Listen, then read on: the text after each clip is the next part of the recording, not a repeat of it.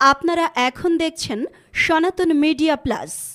চ্যানেলটিতে নতুন হলে এখনই সাবস্ক্রাইব আছেন। কালকে সকালে দরজা ঘুম থেকে উঠে দরজা খুলেই দেখবেন আনন্দ কোথায় উধাও হয়ে গেছে, শুধু নিরানন্দ। এখানে কি না বলছে, এখানে বাহ্যিক আনন্দ আছে, আবার পরমানন্দ আছে, মানে ভেতরের আনন্দ, হৃদয়ের আনন্দ।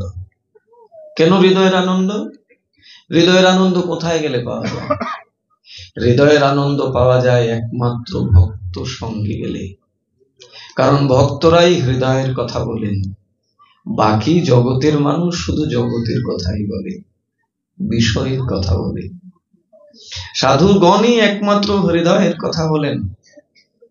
হৃদয় যেটি চায়, হৃদয় কি চায়? বাড়ি গাড়ি এটা চায় না, এটা চায় সেই আসল ঠিকানা, আসল যে তার নিত্য স্থান, নিত্য যে বাড়ি, যেখানে গেলে আর কোনদিন এই অনিত্য ঘরে, এই অস্থায়ী মায়ার ঘরে আর আসতে হয় না। সেটা হৃদয় সর্বক্ষণ চায়। কিন্তু চাইলে কি হবে? এই হৃদয়ের খোরাক তো সব সময় কেউ দিতে পারে না। যখন যখন এইভাবে সুযোগ আসে হৃদয়ের খোরাক পাওয়ার, তখন অবশ্যই আমরা ছুটে যাই সেই খোরাক পাওয়ার জন্য। ছুটে আসি, কিন্তু আসার পরেও আমি নিতে পারি না। এই জন্য, যদি আমার চিত্ত একাগ্র না থাকে, আমার মন যদি একাগ্র না থাকে কথার মধ্যে, তাহলে এখান থেকে নেওয়া যায়। তো আপনারা অনেক ভাগ্যবান, ভাগ্যবতী। এতকাল ধরে আপনারা শ্রবণ করছেন এই পোদ্দার বাড়িতে। চৈতন্য পোদ্দার, তথা আরো নামটা কি দেখেছেন? চৈতন্য পোদ্দার, কত সুন্দর নাম। আর এখনের নাম নাট, বল্টু, পিন্টু, মিন্টু, রকেট, বুলেট, কি সব নাম। মরার সময় যদি ছেলেরে ডাকে রকেট রকেট, তার রকেটই আসবে, ভগবান আর আসবেন না। আগেকার দিনের নাম দেখুন, চৈতন্য।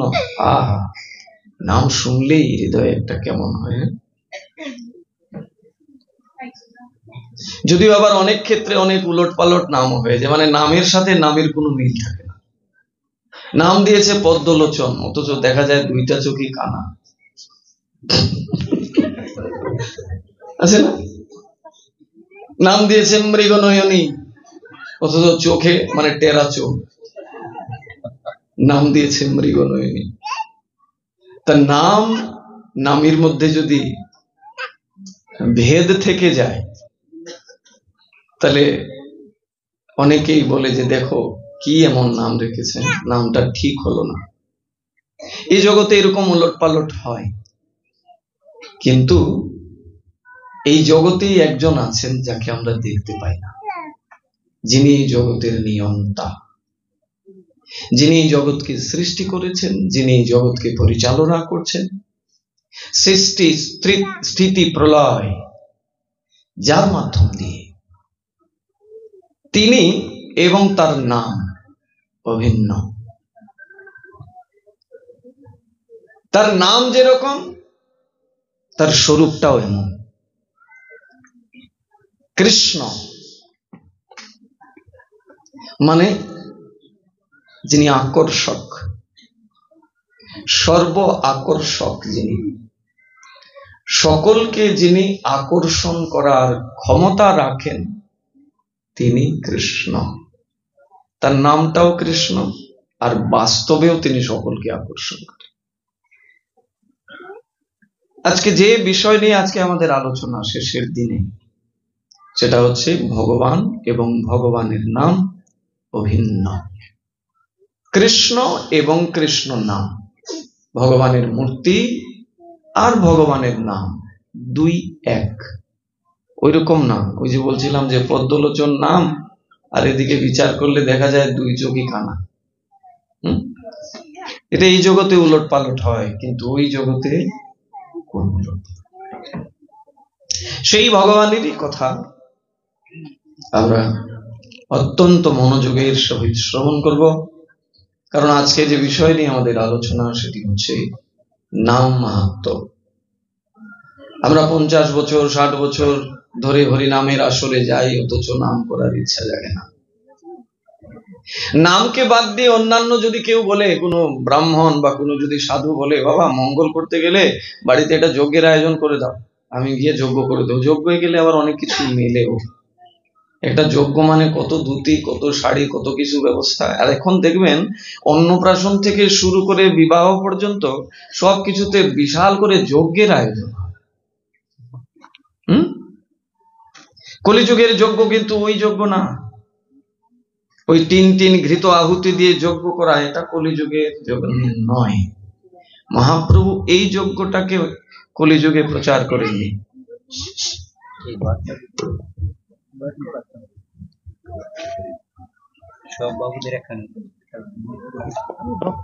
এখন সবারই তো ইচ্ছা কথা শুনতে, কি করা যাবে। কলিযুগের মূলত যজ্ঞ অন্য কিছু। বাবা একটু জলটা দাও না।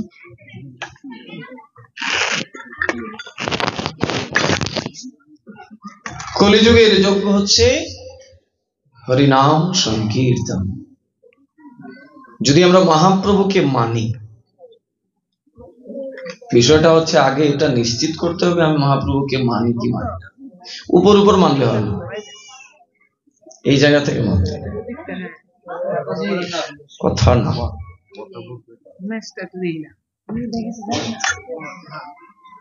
ওটার জ্বালানোর দরকার নেই, রেখে দিন। ওটা জ্বালাতে গেলে ওইখানে ঘি দিয়ে সুন্দর করে বাতি দিলে তাইলে বোঝা যেত। তেল একটু দিয়ে এটা জ্বালিয়ে কি হবে? এইসব মাঙ্গলিক কার্যে যদি বাতি জ্বালাতে হয় চেষ্টা করবেন ঘিয়ের বাতি, আর যদি ঘি সম্ভব না হয় তাহলে তেলের বাতি। এইসব সোয়াবিন তেল দিয়ে কখনো ভগবানের আরতি হয়? আমরা জানি না। আমরা সবকিছু সস্তা করে দিতে চাই, যেখানে যত সস্তা জিনিস দিয়ে ভগবানের পূজা। হ্যাঁ, আর নিজের জন্য ওরে বাবা, তখন একদম সবচেয়ে ভালো যে জিনিসটা যদি বাংলাদেশে না থাকে, যদি দেখা যায় ইটালিতে আছে, চলো ইটালি থেকে নিয়ে আসবো। আর ভগবানের জন্য শত সস্তা। সেবাটা করতে হবে কিভাবে? আমরা এই সেবাটা কি মন গড়া করবো? ভগবানের সেবা করতে হবে শাস্ত্রের নিয়মে। যশোদা মা যেভাবে ভগবানের সেবা করেছেন, যশোদা মা নিজে ভগবানকে পুত্র রূপে এনেছেন জগতে, এনে সেই পুত্রকে মানে সেই ভগবানকে কেমন করে সেবা করতে হয় যশোদা মা নিজে আচরণ করে দেখিয়েছেন। তাও ভগবান চিন্তা করলেন, তারপরেও তো বদ্ধ জীব কতটা জানবে, আচ্ছা আমি আরেকজনকে নিয়ে আসি। আনলেন তার আরাধ্যা শক্তি, তিনি যার আরাধনা করেন সেই রাধাকে আনলেন। রাধার মাধ্যম দিয়ে জগতে কৃষ্ণ সেবার শিক্ষা প্রদান করলেন। কিন্তু আমরা ওই উপর উপর করি তো, ভেতর থেকে না। মন খারাপ করা যাবে না। আমরা যেটা করব অন্তত শাস্ত্রের নিয়মে করব। যদি করি, না করলে সেটা আলাদা বিষয়। বিশেষ করে এইদিকে আমাদের খেয়ালগুলো রাখবো। তো যে প্রসঙ্গে ছিলাম, মহাপ্রভুকে যদি হৃদয় দিয়ে মানি তাহলে মহাপ্রভুর মতকেও মানতে হবে। মহাপ্রভু হচ্ছেন এই যুগের ভগবান। কার ভগবান? বলছে সকলের ভগবান। কলিযুগ মানে চৈতন্য মহাপ্রভু। কলিযুগ মানে চৈতন্য মহাপ্রভুর নির্দেশ আদেশকে শ্রদ্ধা করা। যদি এটা না হয় তাহলে কলিযুগের ভগবানকে সে অমর্যাদা করলো, অবমাননা করলো। তাহলে মহাপ্রভু কোন যজ্ঞকে প্রতিষ্ঠা করেছেন কলিযুগে? একটাই যজ্ঞ, হরিনাম যজ্ঞ। কিন্তু আমরা এই জায়গা থেকে যেন একটু উদাসীন। কোন বাড়ির কোনো ছেলে মেয়েরা যদি একটু হরিনাম করতে যায়, মা বাবার ভয় লেগে যায়, ওরে বাবা এটা যদি সাধু হয়ে যায়। আশ্চর্য! সাধু হয়ে গেলে তো কত লাভ। আমি যেটা করতে পারিনি আমার সন্তান সেটা করছে, তার সাধনার দ্বারা আমারও মঙ্গল হয়ে যাবে, আমার পূর্বপুরুষরা যারা কোনোদিন সাধন ভজন করেননি, যারা মৃত্যুর পর বিভিন্ন লোকে কষ্ট পাচ্ছেন, তাদেরকে উদ্ধার করবে আমার এই সন্তান। কোথায় হৃদয়ে আনন্দ থাকবে, বরং আরো তার কানে কানে গিয়ে বলছে, খবরদার এগুলো যেন আর তোর হাতে দেখি না।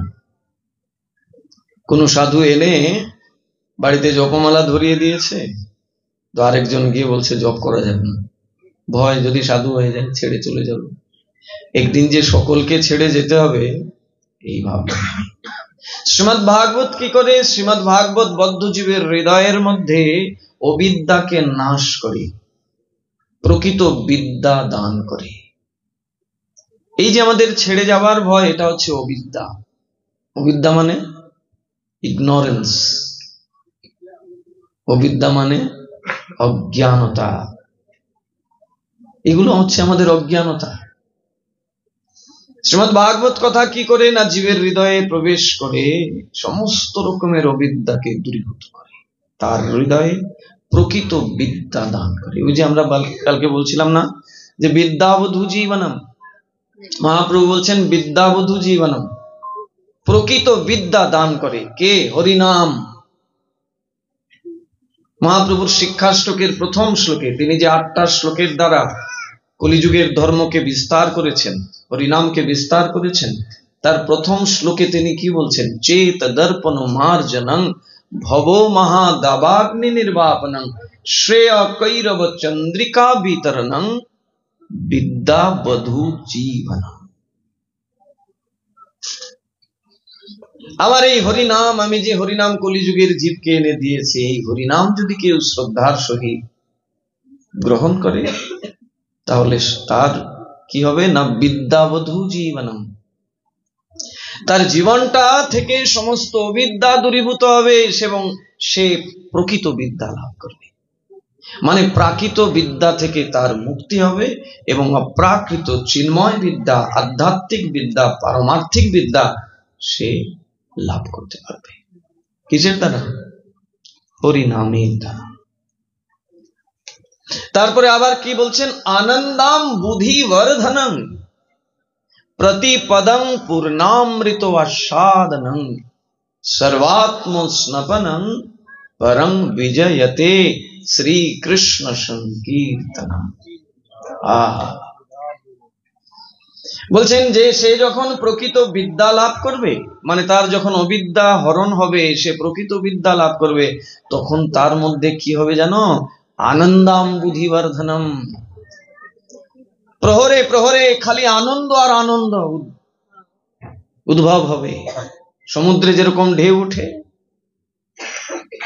ওই ঢেউ তার হৃদয়ের মধ্যে তরঙ্গ মানে উত্তালিত হতে থাকবে। সমুদ্রের ঢেউয়ে আবার ভয়ও আছে। যদি সমুদ্রের ঢেউয়ের মধ্যে পড়ে যাই তাহলে কি বাঁচবো? কোথায় নিয়ে চলে যাবে। কিন্তু একবার যদি নামের তরঙ্গ, নামের ঢেউ কারোর হৃদয়ে লেগে যায়, আহা, জীবনটাই ভগবানের হয়ে গেল। ভগবানের নামে সেই সমুদ্রের তরঙ্গ আছে, সমুদ্রে যে ঢেউ আছে সেই পরিমাণ ঢেউ আছে।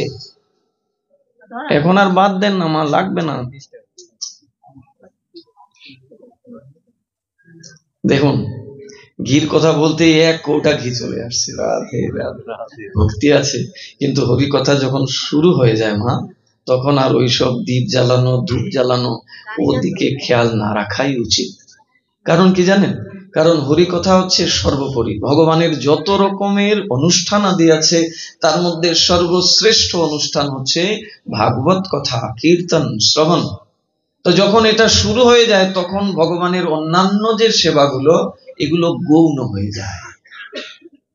এগুলো না করলেও কোনো সমস্যা নেই। প্রতিদিন নিয়মতান্ত্রিক ভাবে একটা ভগবানের সেবা হয়, তখন ভাগবতের আয়োজন করেছেন, তখন ভাগবতটা হবে মুখ্য, ওইটা হবে গৌণ। এবং ওইটা যদি নাও করেন তাতে সমস্যা নেই, অপরাধ নেই। তো কথা যেহেতু প্রারম্ভ হয়ে গেছে, দীপ জ্বালানো ভালো, কিন্তু এটাও তো একটা দীপই বটে। ভালো হয়েছে। এই দীপকে অন্য জায়গায় লাগাবেন, তাই না? আর এখন শীতের ঘি তো একদম জমাট বেঁধে, শেষে দেখা যাবে এই বাতির খোঁচাতে খোঁচাতে 3 ঘন্টা চলে গেছে, বাতি নিয়ে পড়ে আছে। রাধে রাধে। আমাদের হৃদয়ের বাতিকে জ্বালাতে হবে, আর হৃদয়ের বাতিকে জ্বালাতে গেলে কথা শ্রবণ ছাড়া দ্বিতীয় কোনো মাধ্যম নাই।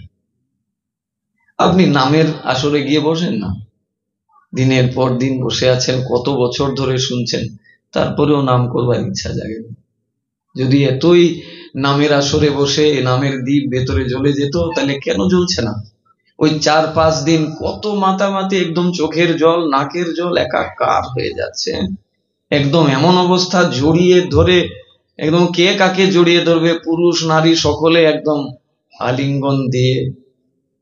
এটা আসলে ভদ্রতাও নয়, শাস্ত্র থেকে জানতে হবে আলিঙ্গনের বিষয়টা। যেখানে ভাগবতে বলছেন যে একটা সন্তান যখন যৌবনে চলে আসবে, তখন সে তার নিজের গর্ভধারিণী মায়ের সাথে সহবাস করবে না। কি বলছেন দেখুন, নিজের গর্ভধারিণী মা, যে মা তাকে জন্ম দিয়েছে, ওই মার সাথে সে এক আসনে বসবে না। কিন্তু আমরা কি করি? আপনাদের এখানের কথা বলছি না, বিভিন্ন জায়গায় যাই তো দেখি এগুলো, কিন্তু এগুলো দেখেও মুখ বন্ধ করেই থাকি। এই জন্যই থাকি কারণ এগুলো বললেও শুধরাবে না, বলবে আমাদের বাপ দাদা কি ভুল করেছিল নাকি, উল্টো আরো তর্ক করবে। তা যেখানে তর্ক, এখানে তো কিছু হয় না। বিশ্বাসে কৃষ্ণ মিলিয়ে তর্কে বহুদূর। শাস্ত্রের কথাগুলোকে শোনার পরে যদি আবার উল্টো আমি ওই নিয়ে বিচার করতে শুরু করে দিয়ে, তাহলে আগের দিনের লোকগুলো ভুল করেছে, করতেই পারে, আবার নাও করতে পারে। যদি শাস্ত্রের নিয়ম মতো করে তাহলে ভুল হবে না, আর শাস্ত্রের বাইরে করলেই ভুল হতে বাধ্য হবেই। এই জন্য তো ভগবান এই শাস্ত্রগুলোকে জগতে প্রকট করিয়েছেন। তিনি জানেন যে আমাকে তো জীব পাবে না, আমি তো ধরা ছোঁয়ার বাইরে, কিন্তু আমাকে তো তাদের পেতে হবে। কিভাবে পাবে? এই জন্য তিনি নিজের শাস্ত্র রূপে আবির্ভূত হয়েছেন, যে যদি কেউ শাস্ত্রের সঙ্গ করে, যদি কেউ ভাগবতের সঙ্গ করে, তাহলে সহসাই আমায় পেয়ে যাবে। তা যেখানে এই সব কথা, অথচ আমরা দেখছি কীর্তনের আসরে গেলে পুরুষে নারীতে গিয়ে কি কোলাকুলি, আলিঙ্গন। আর এইগুলো দেখে অনেক অন্যান্য ধর্মের লোকেরাও মন্তব্য করে, করতেই পারে, আসলেও তো এটা শোভনীয় নয়, দৃষ্টিকটু। যেখানে দৃষ্টিকটু বিষয়, সেটা আমি করব কেন?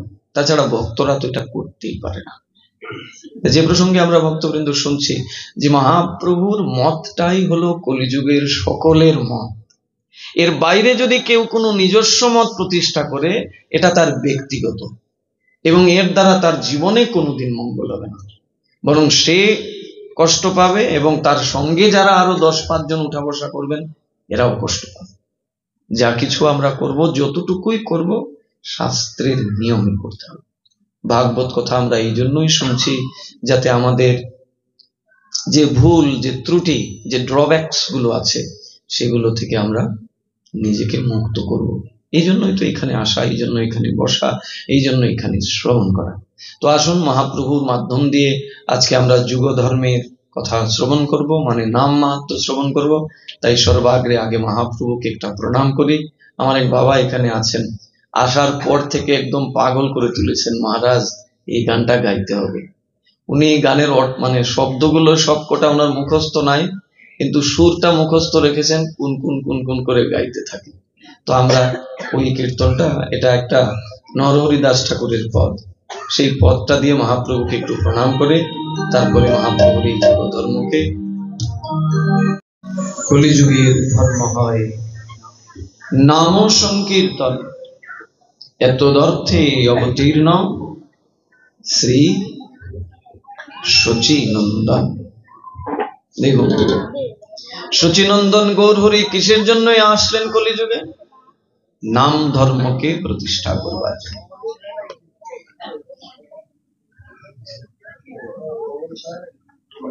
কলিযুগের ধর্ম হয় নাম সংকীর্তন, এতদর্থে অবতীর্ণ শ্রী শচীনন্দন। মহাপ্রভুর অবতরণের বিশেষ কারণ এই নাম রূপী যুগ ধর্মকে কলিযুগে প্রতিষ্ঠা করা।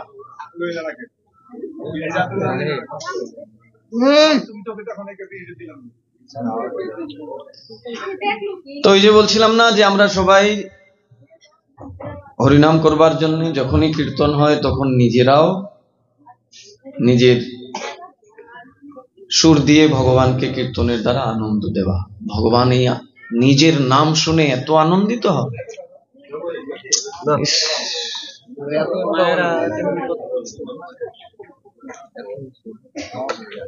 ভগবান নিজের নাম শুনবার জন্য নিজে অপেক্ষা করেন কান পেতে। আমরা জানি না নারদ ঋষি কি করেন, সবসময় বীণা বাজান। আর ওই বীণাতে কি থাকে? তার ভগবানের নাম। একটু ভক্তবৃন্দ মনোযোগ দিতে হবে, প্রয়াস করবেন একদম এদিক ওদিক না তাকিয়ে কথাগুলো শ্রবণ করতে। ভগবানের নিজের নাম ভগবান নিজে শুনতে আনন্দ পায় এবং অপেক্ষায় থাকে। আজকে তাই ভগবান কি করলেন? নারদকে ডেকে আনলেন, এনে নারদের হাতে একটা বীণা ধরিয়ে দিলেন। নারদ যে বীণা বাজায় না, এটা বাজারের কোনো বীণা না, মানে কোথাও থেকে কিনে আনা বা অন্য কারুর ধার নেওয়া বীণা না। সাক্ষাৎ ভগবান নিজে ওই বীণাটা নারদকে দিয়েছেন, যার নাম দেবদত্ত। নারদের ওই বীণার নাম হচ্ছে দেবদত্ত। যে বীণার মধ্যে স্বয়ং ভগবান সুর, তাল এবং স্বর নিজে বেঁধে দিয়েছেন। এই যে দেখবেন আমরা কোথাও অনুষ্ঠানে যদি যাই তো প্রথম পেট পেট পেট পেট করতে অনেক সময় চলে যায়।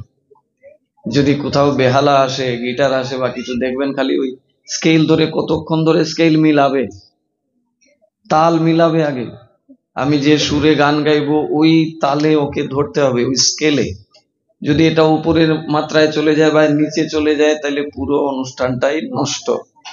মানে জায়গাতে বসে ইনস্ট্যান্ট, তৎক্ষণাৎ তাকে বাঁধতে হয়। আর এই বীণাতে স্বয়ং ভগবান নিজে নারদকে স্বর এবং সুর বেঁধে দিয়েছেন। কিসের জন্যে? না, ওই বীণায় নারদ ঋষি ভগবানের নাম কীর্তন করবেন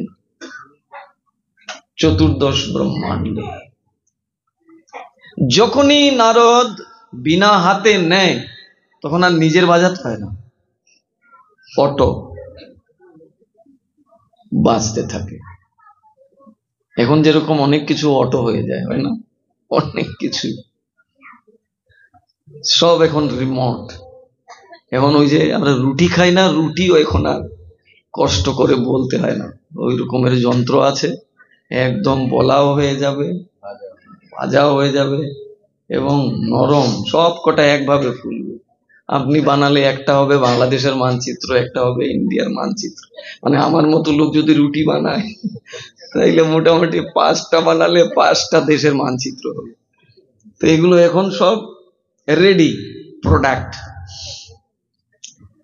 যে যত বেশি মানে রেডি করতে, সব এখন রেডিমেড না, এখন আর কষ্ট করে কেউ নিজে থেকে বানাতে চায় না, বানানোই থাকে। তা ভগবান ঠিক তদ্রূপ নারদের ওই বীণাটাকে নিজে বেঁধে দিয়েছেন। তো নারদকে আর কষ্ট করে ওই বীণা হাতে নিয়ে স্কেল ঠিক করতে হয় না, বা ওই বীণাতে কি গান গাইবে সেটাও খুঁজতে হয় না। বীণা হাতে নেওয়া মাত্রই হরে কৃষ্ণ কৃষ্ণ কৃষ্ণ হরে হরে, হরে রাম রাম রাম হরে হরে, আপনা আপনি বাঁচতে থাকে।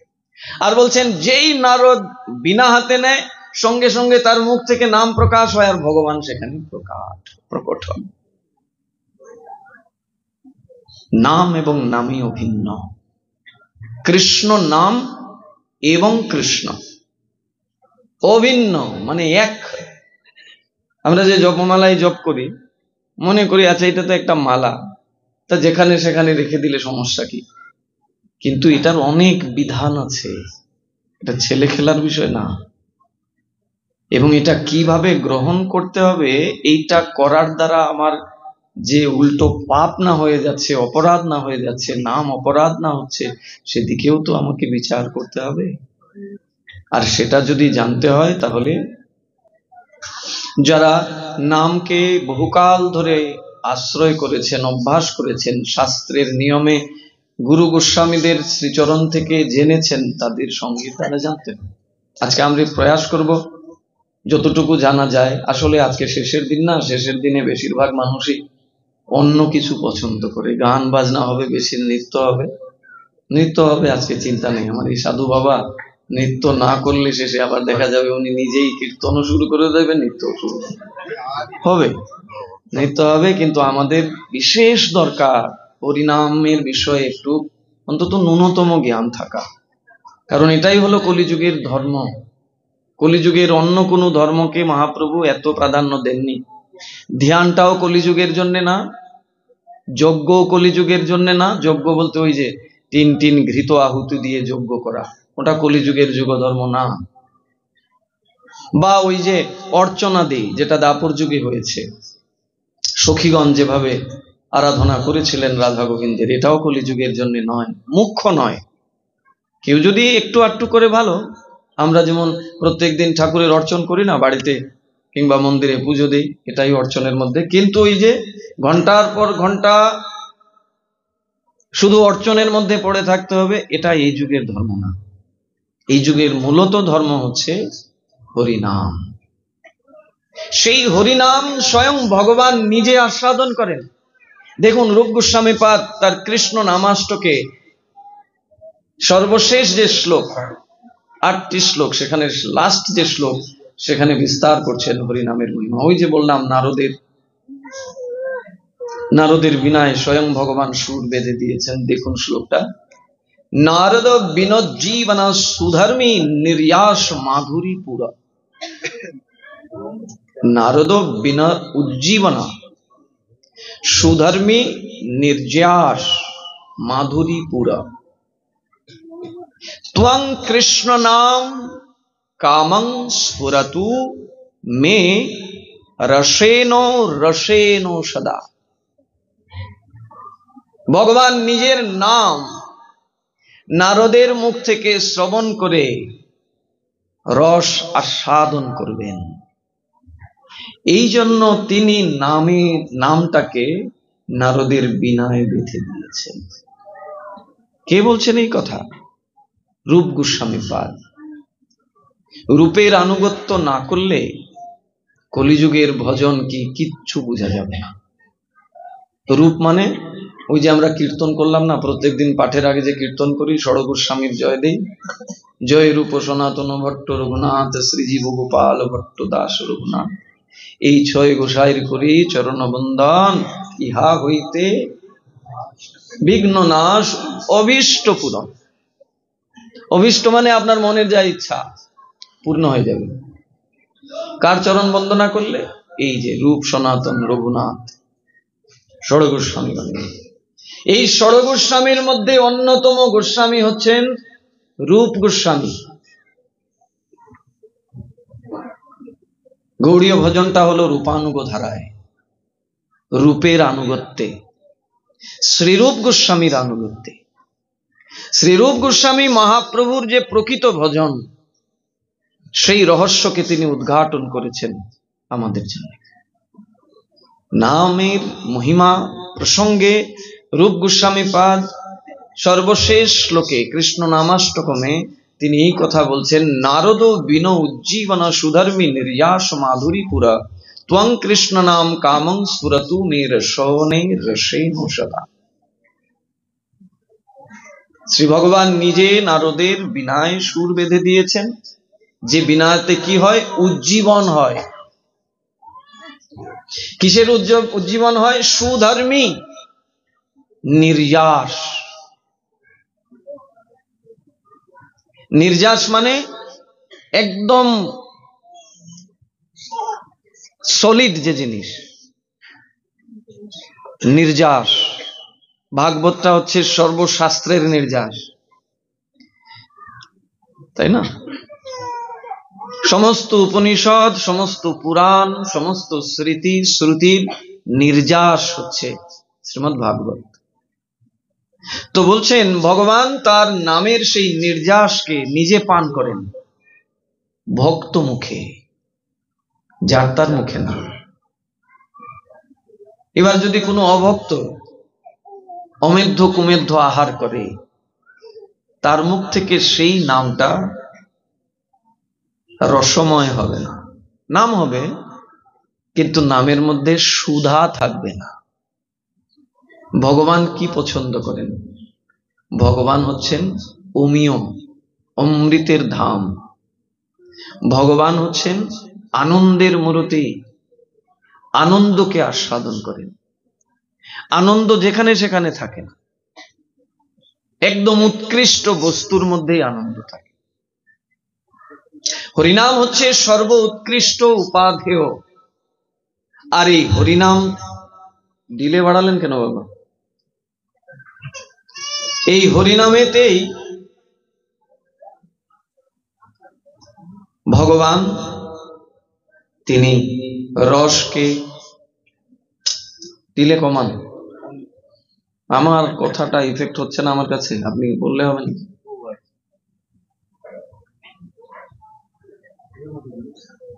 त्वं कृष्णनाम कामं स्फुरतु मे रसोने रसेन सदा। সদা ভগবান তার এই নামের রসকে আস্বাদন করে থাকেন তার ভক্তের শ্রীমুখ থেকে।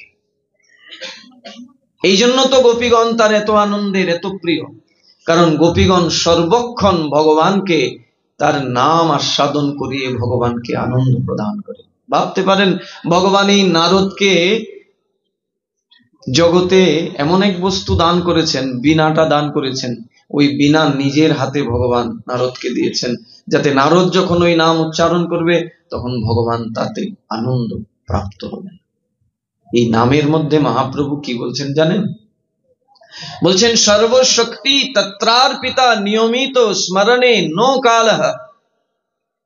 যে নামকে ভগবান এত পছন্দ করেন, এই নামের মধ্যে আমি কলিযুগে কি করেছি? সমস্ত শক্তি অর্পণ করে রেখেছি, সমস্ত শক্তি। এই নামের দ্বারা যে যেটা চাইবে সেটা পাইবে, যা কিছু। আপনি জাগতিক সুখ চান, হরিনাম করে দেখুন, বেশি দিন লাগবে না। কিন্তু এটা করব কেন? এটা করতে সময় লাগবে। এটা না করে ওই কোথায় কবজ দেয়, কোথায় তাবিজ দেয়, ওই দিকে লাইন, তেল পড়া পানি পড়া নেবার জন্য কিচ্ছু হবে না। শুধু অর্থ ব্যয় আর পণ্ডশ্রম। হরিনামে শুধু আপনার এই জাগতিক সুখ নহে, ভগবত প্রেম যেটা পাওয়ার জন্য জীব জগতে আসে, যেটা পাওয়ার লালসা নিয়ে দেবতাগণ ভগবানকে বারংবার প্রার্থনা করেন, সেই বস্তু হরিনাম দিতে পারে। গঙ্গায় স্নান করলে তো পাপ যায় বটে, কিন্তু আবার তো পাপ করি নাকি? আবার হয় না? খুব হয়। একবার গিয়ে ডুব লাগালেন, যত পাপ ছিল সব ধুয়ে আসলেন, আবার কালকে থেকে শুরু হয়ে গেল। আবার যান, 1 বছর পরে আবার ডুব লাগান। চালাক আবার বলে বছরে একবার যাই বাবা। কিসের জন্য যাও? বলে যাই আর কি, শুনেছি ওইখানে নাকি পবিত্র হওয়া যায়। মানে জীবনে যত পাপ করেছিল সব গঙ্গা মাকে দিয়ে আসে। গঙ্গা মাও বড় চিন্তা করেন, হায় রে জীব, শুধু আমাকে পাপই দিয়ে গেলি, শুধু পাপই দিয়ে গেলি। গঙ্গা মাও ভগবানের কাছে কান্না করেন যে তুমি জগৎ জীবকে সকলকে আমার হৃদয়ে এনে স্নান করাও, এরা সব পাপ দিয়ে যায়, আমি যে পাপে মলিন হয়ে যাই, আমার কি হবে গতি? বলছে চিন্তা নাই, এই জগতে আমি আমারই প্রাণপ্রিয় সাধুদেরকে জগতে স্থান দিয়েছি।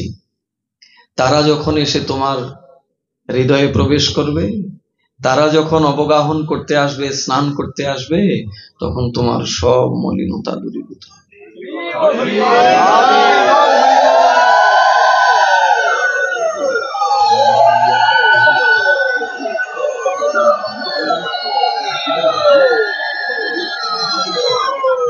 এরকম নিষ্কিঞ্চন মহাত্মারা,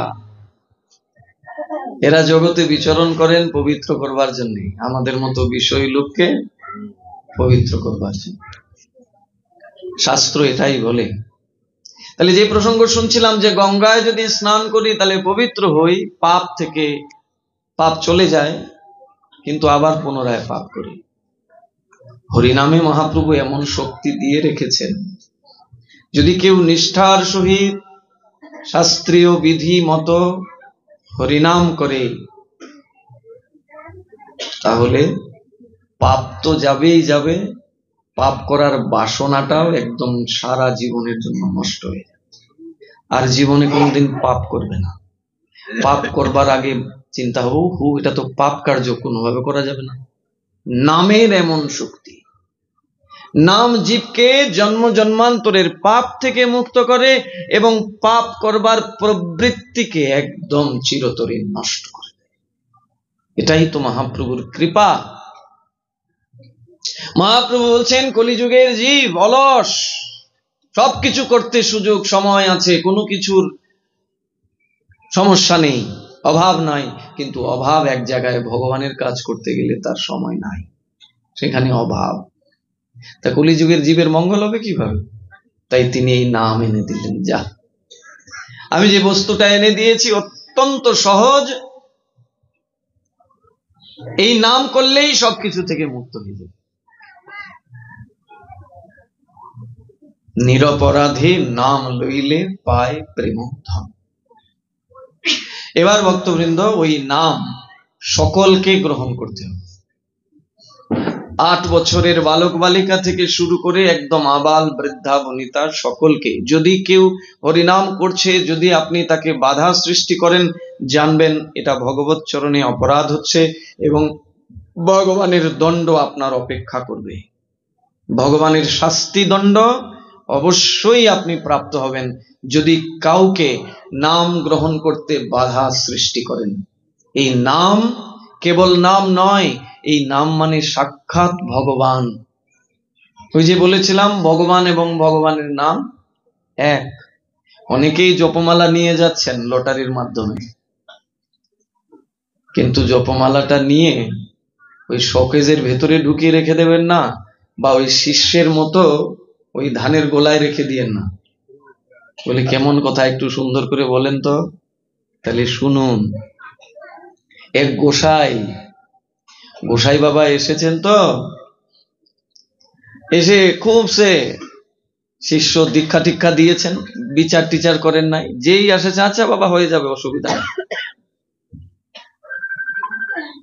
কার মোবাইল বাজে একটু?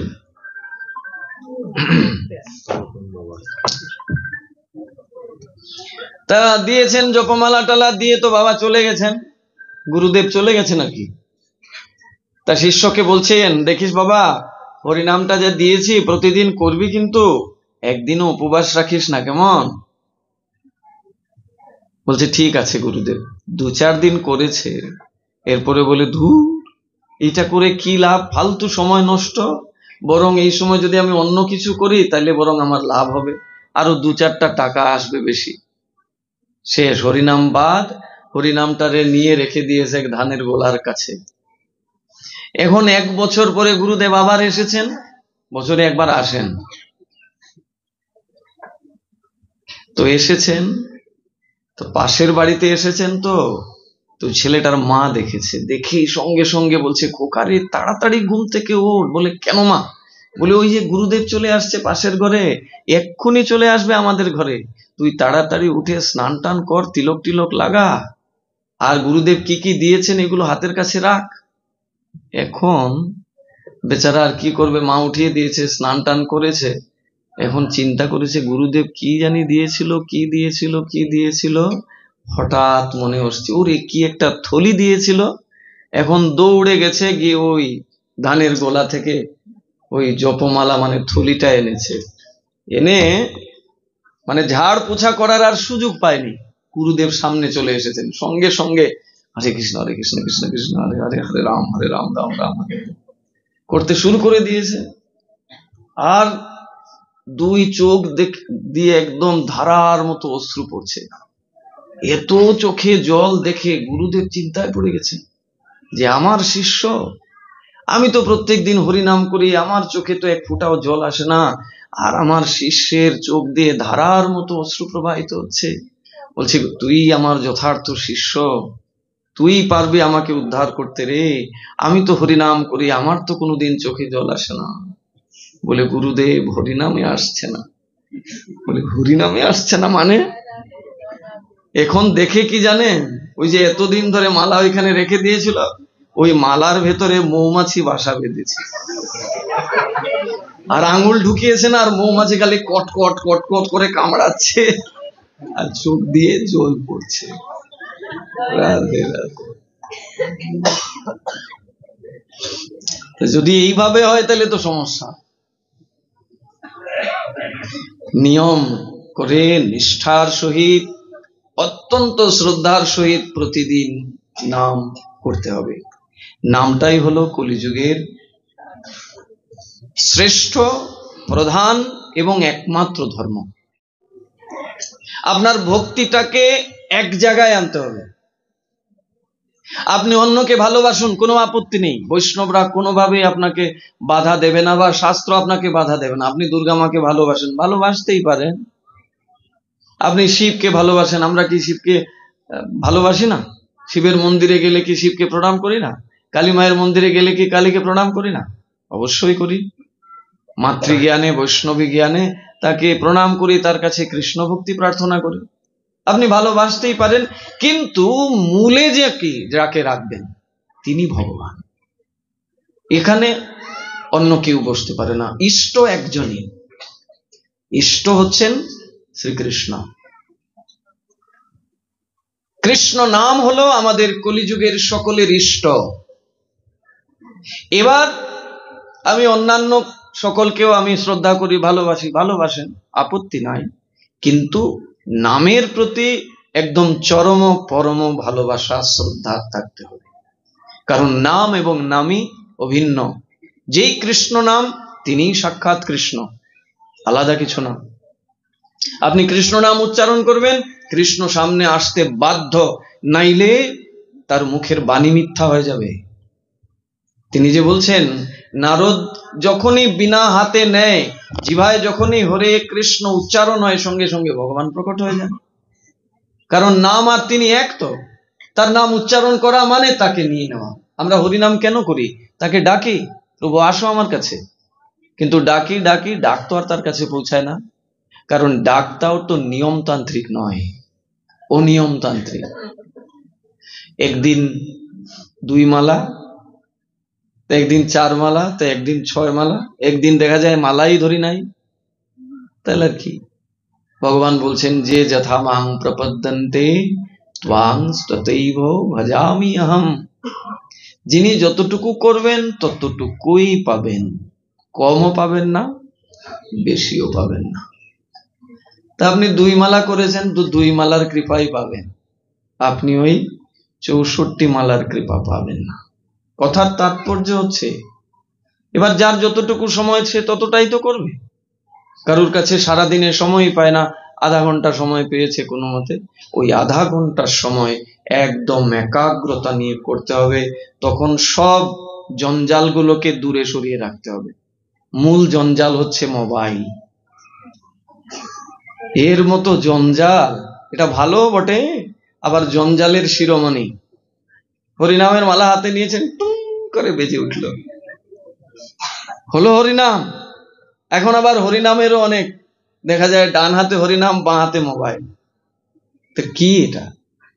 আপনি হরিনাম মানে হরিকে ডাকছেন, হরে কৃষ্ণ মানে আপনি হরিকে ডাকছেন। তার মানে কি? আপনি যাকে, যার নাম মুখে নিচ্ছেন তাকে তো চিন্তা করবেন এখানে। তা যদি মোবাইলটা বাম হাতে থাকে, তাহলে কার চিন্তা করছেন আপনি? এখন তো জপমালা নিয়ে বাজারেও যায়, এক হাতে বাজার ব্যাগ আর এক হাতে জপমালা, হরে কৃষ্ণ কৃষ্ণ কৃষ্ণ কৃষ্ণ হরে হরে। বাঁধাকপি কত বাবা, কি বিষয়গুলোকে বুঝতে হবে ভক্তবৃন্দ। হেলার বিষয় না এটা, অত্যন্ত সাবধানতার সহিত আমাকে এটাকে গ্রহণ করতে হবে। সাধু সাবধান কেন বলছেন? যারা সতের সাধনা করবে তাদেরকে সাবধান হতে হবে। এটা কি এইরকম ছেলে খেলার বিষয়? ডান হাতে হরিনাম আছে আর বাঁ হাতে ওই বাজার ব্যাগ নিয়ে ঘোরাফেরা করছি, এরকম না। নিষ্ঠা একদম অটুট থাকতে হবে। আমি যখন নাম নেব তখন আর জগতের কারুর চিন্তা করব না, এখানে অন্য কাউকে বসাতে পারবো না, কেবল রাধা কৃষ্ণ থাকবে। এই হরিনাম মানে যুগল। এই হরিনামের মধ্যে যে রাম আছে না, হরে রাম রাম রাম হরে হরে, ওই রাম কিন্তু ওই দশরথের ছেলে রাম না। ত্রেতা যুগের যে ভগবান রাম, ওই রাম এই হরিনামের মধ্যে নাই। আমরা মনে করি বোধহয় ওই রাম তো এই রাম না, এই রামও কৃষ্ণ, আবার এই রাম রাধা। এই নামটা হচ্ছে যুগল নাম। এক হরেতে কৃষ্ণকে সম্বোধন করা হচ্ছে, এক হরেতে রাধাকে সম্বোধন করা হচ্ছে। এক কৃষ্ণতে স্বয়ং কৃষ্ণ, আবার আরেক কৃষ্ণতে স্বয়ং রাধা। এক রামেতে রাধাকে উদ্দেশ্য করা হচ্ছে, আরেক রামে কৃষ্ণকে উদ্দেশ্য করা হচ্ছে। রময়তি ইতি রামা, ভগবানকে রমণ করার শক্তি একমাত্র রাধার আছে। তাই এখানে রাম বলতে রাধাকে বোঝানো হয়েছে, আর রাধাকে রমণ করার শক্তি কৃষ্ণ ছাড়া দ্বিতীয় কারণ নাই। তাই আরেকটা রাম অর্থে কৃষ্ণকে বোঝানো হয়েছে। যুগল। অনেকে মনে কষ্ট পেতে পারেন, রাম আমরা তো জানতাম ওই রাম না। ওই রামের শক্তি কতটা? ওই রামের গুণ হচ্ছে 62.5টা গুণ, আর কৃষ্ণের হচ্ছে 64টা গুণ। এই জন্য বলছেন কৃষ্ণস্তু ভগবান স্বয়ং, স্বয়ং ভগবান একমাত্র কৃষ্ণ। রাম হচ্ছেন ওই 10 অবতারের এক অবতার, মানে ভগবত তত্ত্ব, বিষ্ণু তত্ত্ব, ভগবান বটে তিনি, কিন্তু গুণের বিচারে Krishna is the supreme personality. Krishna হচ্ছেন সবার উপরে। এই যে নাম আমরা করছি, হরে কৃষ্ণ কৃষ্ণ কৃষ্ণ হরে হরে, হরে রাম রাম রাম হরে হরে, এই নাম মানে যুগল নাম নিচ্ছি, রাধাকে ডাকছি, কৃষ্ণকে ডাকছি। তো যাকে ডাকছি তার কথাই তো ভাবতে হবে। আপনি আপনার পুত্র নরুত্তমকে ডাকছেন, তখন কি নরুত্তমের চেহারাই তো সামনে আসবে, নাকি ওই পাশের বাড়ির মাধবের চেহারা আসবে সামনে? অবশ্যই না। তা ঠিক তদ্রূপ আমি যখন ভগবানের নাম উচ্চারণ করব, তখন ভগবানের বিগ্রহকেই সামনে রাখবো। আধা ঘন্টাও যদি সময় পাই সারাদিনে, ওই আধা ঘন্টা সময় শ্রদ্ধার সহিত করব। বিশেষ করে একটা সময় অন্তত নির্ধারণ করে রাখতে হবে যে আমি প্রত্যেক দিন এই সময় আসনে বসে হরিনাম করব।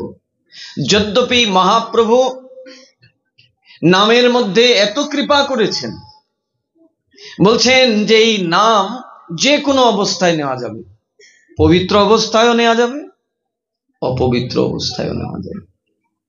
শৌচ অশৌচের কোনো বালাই নাই। ওই যে মহাপ্রভু বলে দিলেন না, অহর্নিশ চিন্ত কৃষ্ণ বল ভবদান।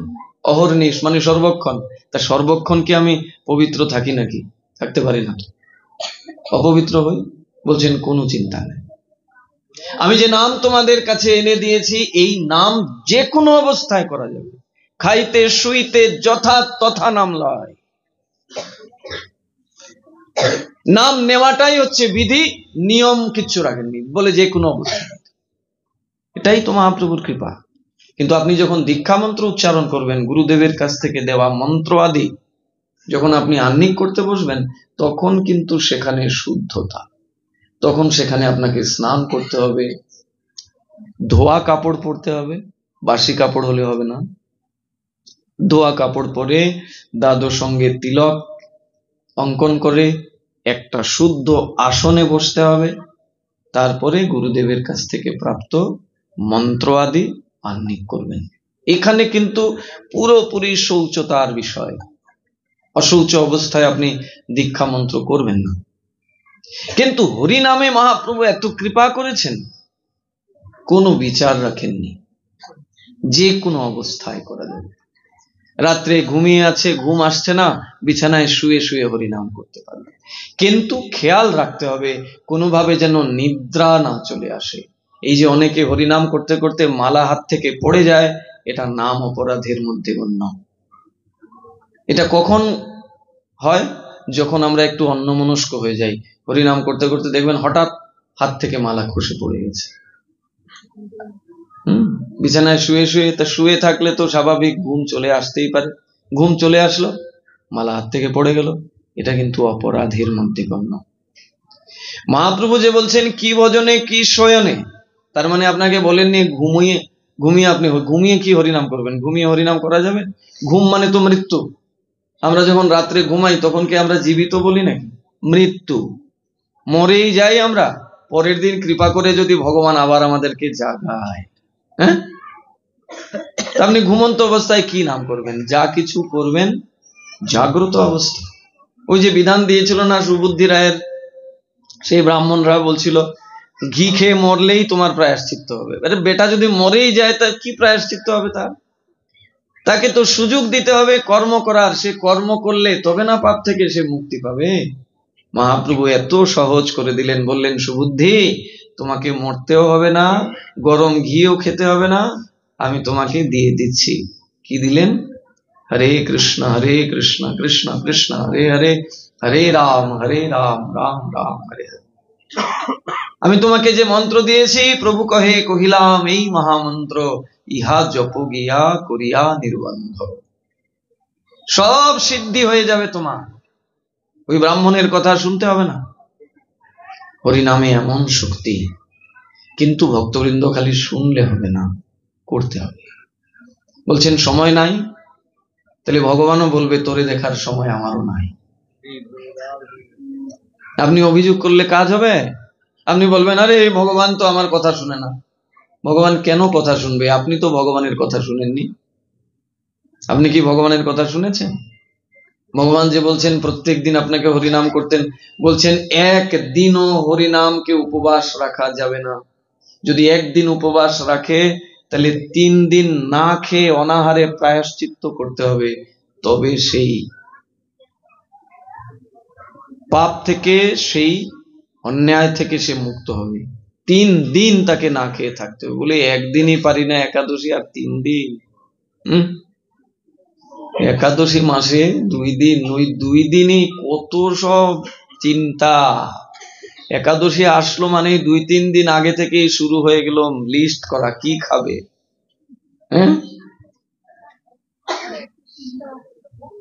শ্যামা চাল খাওয়া যাবে, কুটুর আটা খাওয়া যাবে। দেখুন মাসে মাত্র 2 দিন খেয়েই একাদশী করছে, না খেয়ে নয়, তাও কত কিছু খাবে এই নিয়ে শুধু চিন্তা। বাদাম খাচ্ছে, ছানা খাচ্ছে, সবজি বানিয়ে খাচ্ছে, তাও বলে আরো কিছু বলুন না, কিছু খাওয়া যায় নাকি। এই তো আমাদের অবস্থা। মহাপ্রভু জানেন যে কলিযুগের এরা অন্নগত প্রাণ, অলস, নিদ্রায় কাতর, এরা পারবে না। তাই এমন একটা এনে দিয়েছেন, অত্যন্ত সহজ সরল একটা ধর্ম, হরিনাম করা। বলছেন এই মন্ত্র উচ্চারণ করো, এর দ্বারা সব সিদ্ধি হয়ে যাবে।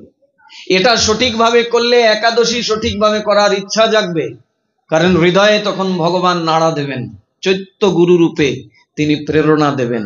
আপনি কি করবেন সবকিছু ভগবান নিজে, ভগবান তো এখানে বসা না, চৈত্য গুরু রূপে তিনি আপনাকে চেতনা দান করবেন, আপনাকে বলবেন ভেতর থেকে এটা কর সেটা কর। কখন করবেন?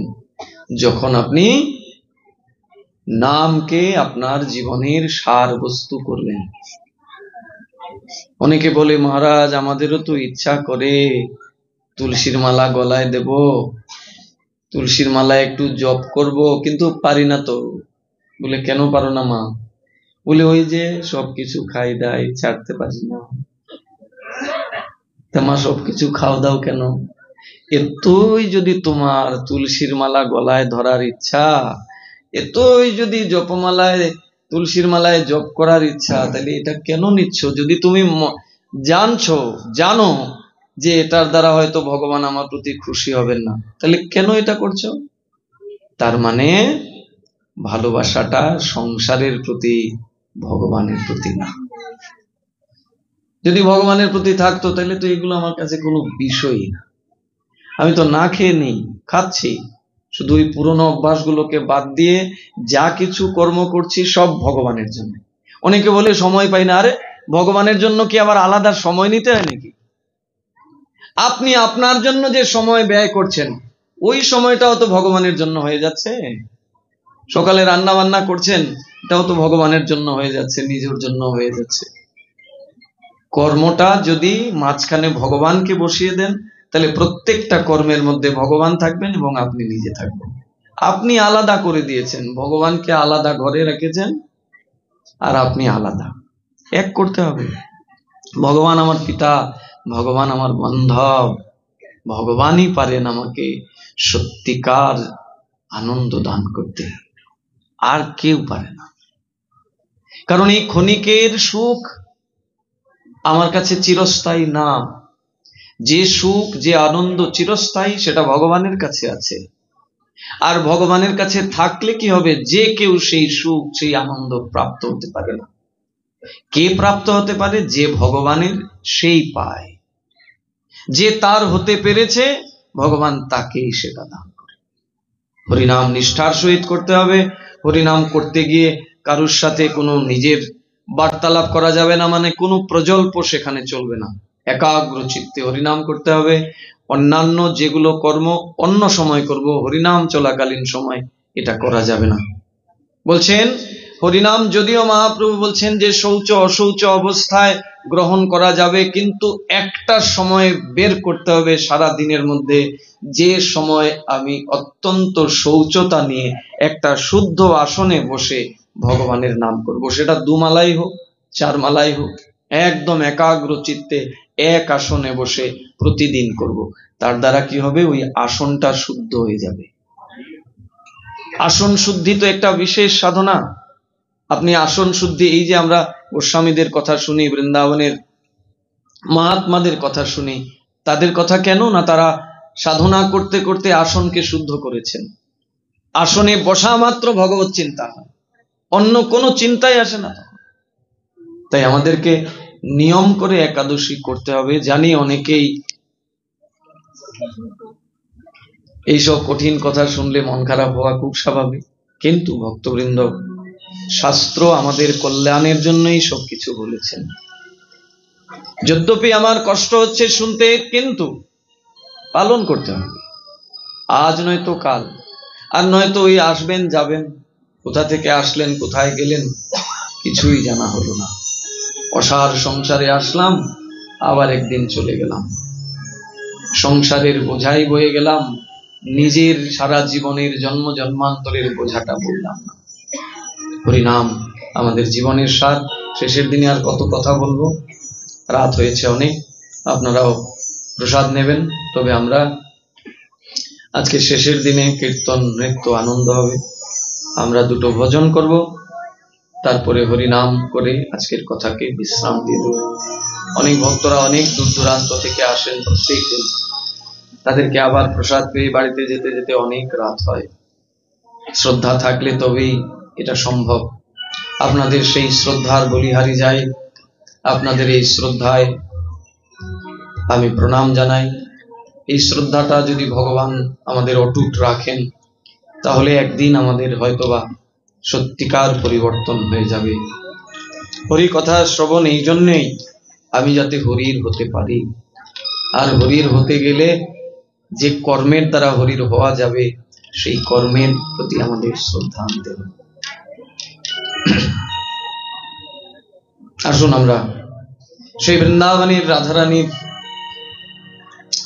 আশীর্বাদ নিতে, রাধারানীর নাম উচ্চারণের দ্বারা রাধারানীকে প্রসন্ন।